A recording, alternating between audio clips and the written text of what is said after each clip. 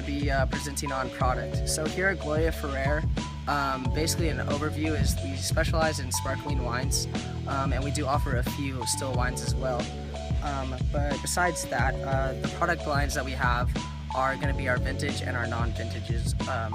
And basically the distinction between those two products are the non-vintages are going to be they're going to use grapes from different years, and the vintages are going to use only grapes from that specific year.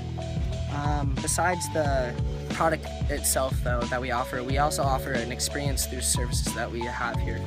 And those mainly are going to be our wine tours that we offer and our wine tastings. And basically, along those two adventures and experiences that we offer, you're going to get a lot of knowledge of the specific wine, but also the history of Gloria Ferrer and its origins and its heritage as well.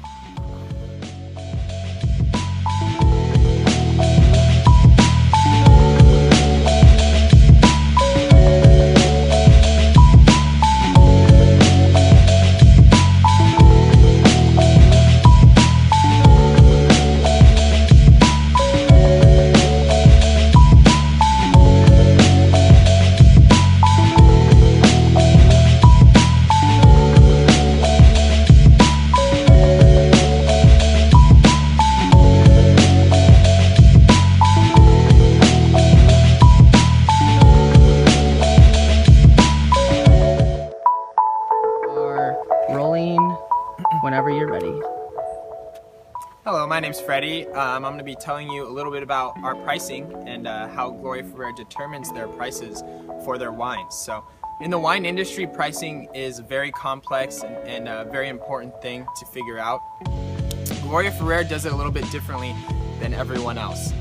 We use the method Champenois style for making our wines, which is a very expensive, very time-consuming, and very laborious way for making your wines, and it's very expensive. Yet at the same time, we still keep the pricing very low for our wines. We don't use any prestige pricing, which a lot of wineries do for their wines. So in that way, we attract a lot of customers. We still sell great quality wines, very, very highly awarded wines that are grossly low priced. So that brings in customers, brings them into the winery, and gives them the option to get more wine. So that's how we stay competitive and stay competitive against other wineries in our region and in our industry.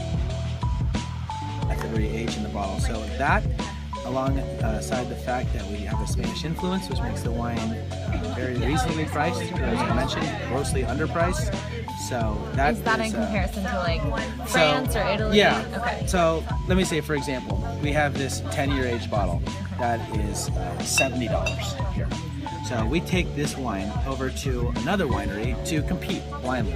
Let's say that we're going to go to a winery that has a French influence, because we have to compete against another winery that does sparkling wine. So we'll take this 10-year aged bottle and we'll blindly taste it against their 10-year aged bottle. And for the last 3 years, we've come out on top. The only difference is their bottle is $170. Wow. So their French influence, for some reason, they're under the impression that they can charge more.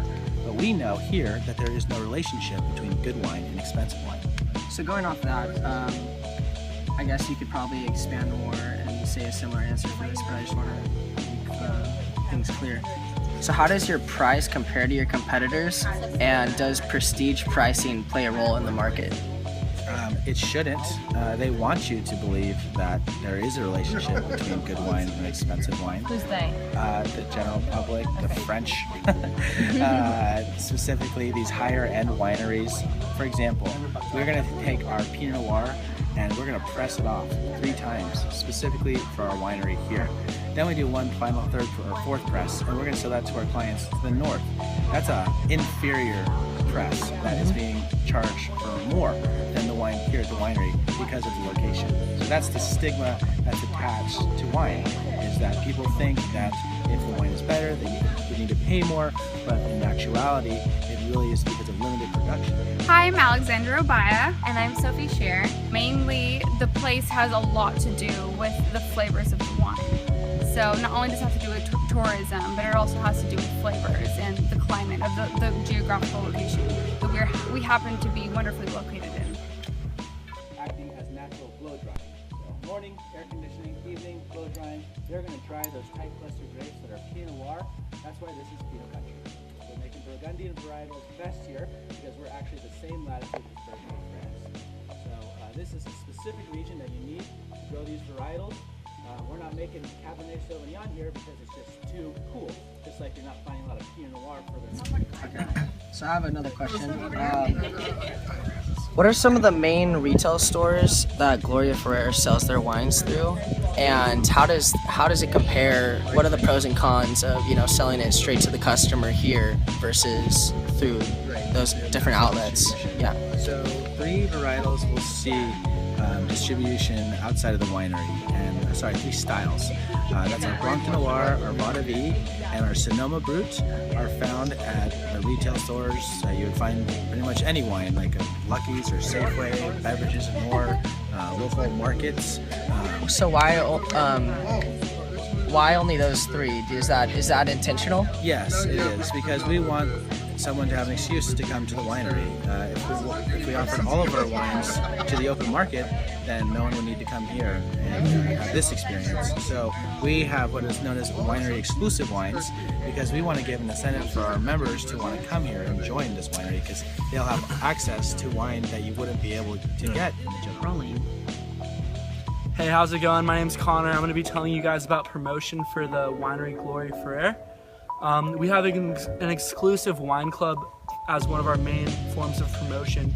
It offers discounted prices of wines for members, and it also includes 4 free glasses of wine every time you enter the club. We also offer special events for wineries, weddings, and crab feeds, all in order to get members in and trying our wines. Thank you. That's it. That's the one. That's the one. Okay, I'm done. Okay. I said wine club. That's all I need to say, right? Yeah. So going back to my question about Oliver's, I'm sorry Yes, to no problem. backtrack. I love Oliver's. Let's talk about it. I do too. However, how do you guys expect to stand out in somewhere like a small supermarket like that, where there's so much wine selection?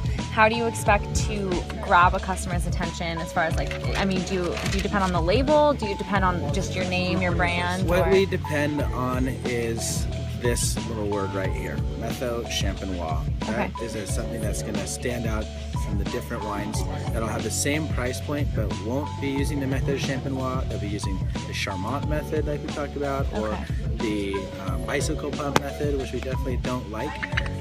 We want the traditional method. So actual last question now. What can we expect from Gloria Ferrer in the future? In the future, we can expect to see these 2 bottles hooking up for a Carneros Rosé. So we're going to take our 10-year age bottle and we're going to add a little skin contact to that wine, and we're going to release a really pretty dry wine that's 10 years aged. Nice. Oh, well, thank you. Wow. Thank you. Thank you very much for your time. My pleasure. Yeah.